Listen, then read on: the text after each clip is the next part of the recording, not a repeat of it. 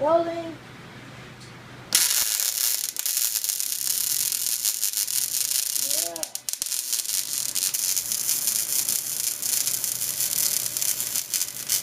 Nice. Oh, beautiful. Look at that. Right here, it's like gorgeous. In that section, it's like exactly what it should look like. Very nicely done.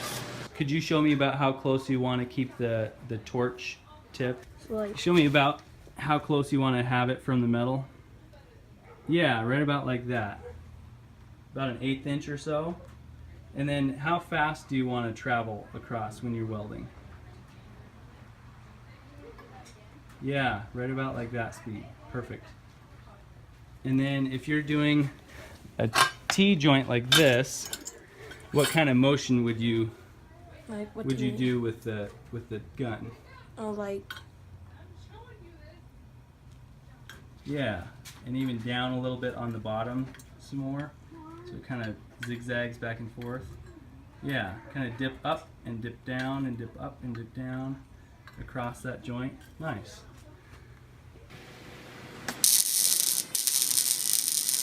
Yeah.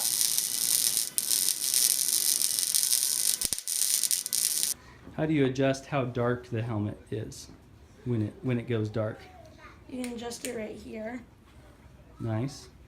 Is there, on that helmet, is there a setting so if you don't want it to go dark and you just want to like grind with it, do some grinding, is there a setting for that?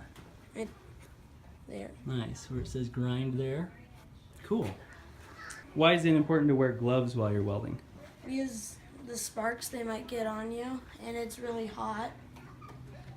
When you're welding, do you want to dunk the thing that you're working on, if it's an important piece of machinery, do you want to dunk it in water after you weld it? Why is that important not to These do? will get weaker.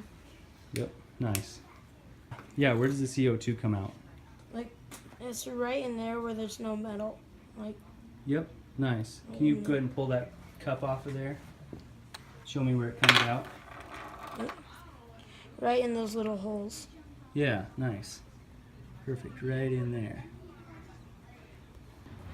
What's a handy way to use the apron, a welding apron? Should not. Put it over your lap so you don't get holes in your jeans or pants or whatever you're going to wear. You could always put it over your head like an actual apron. Yep, you can actually use it like an apron, which I never do.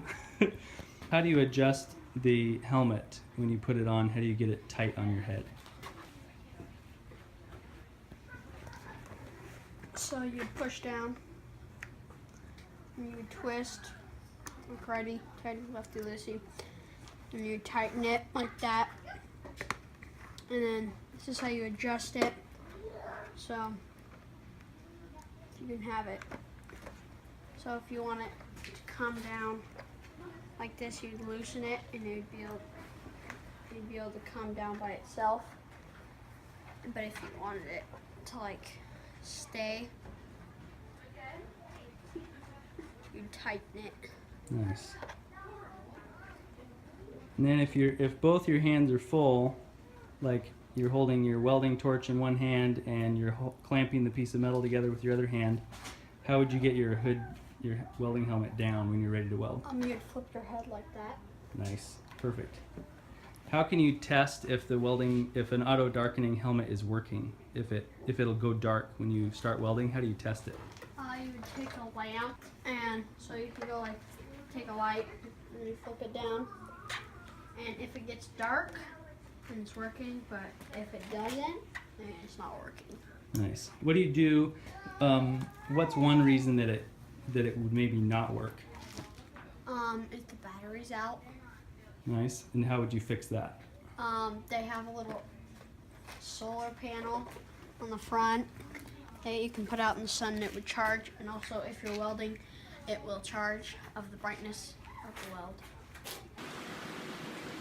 Welding.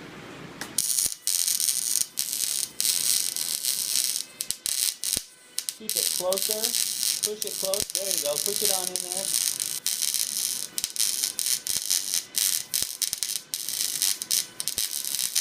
Nice. Yeah, that's looking good.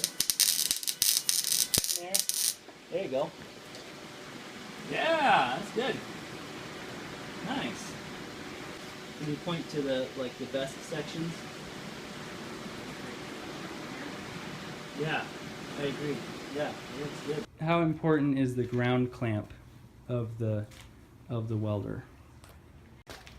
So you have to clamp this down on the middle you're going to weld to make a full connection or circuit. So you can weld. So you could take metal mesh, you put it in, and you clamp it down so you have a full circuit, so you can actually weld. Or you could use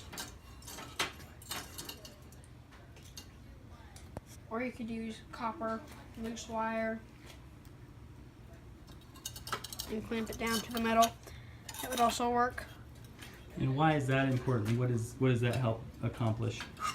It makes it have more little connection. On the clamp, it only has little ones, and this one has thousands of little connections. But it would be better, be easier. Nice. Perfect. What's the importance of that cylinder on the back of the welding cart? The cylinder, so it's called CO2. So the CO2 goes through this pipe right here. It will come through this pipe right here. And it'll go all the way through this cord. And it'll come out these holes. And that will make it so air will not get in or get around your welding, because if that happens, will make it rust.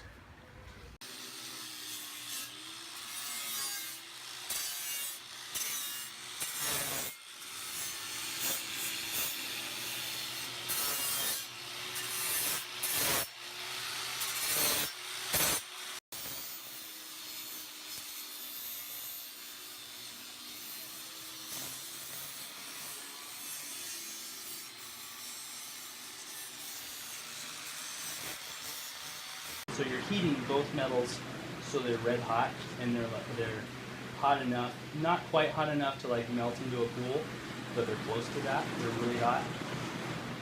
And then you're adding extra metal to it to like make this what's called a fillet joint, or this weld bead.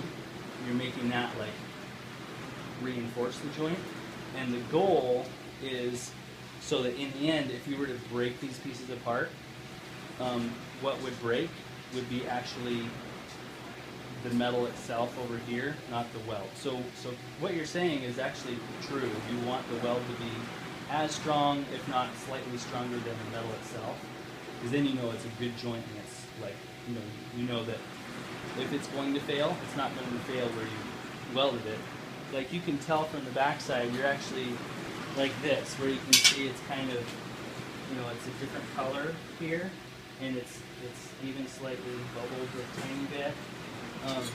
That's the goal, because you can tell that all of the metal got hot enough to all bond together.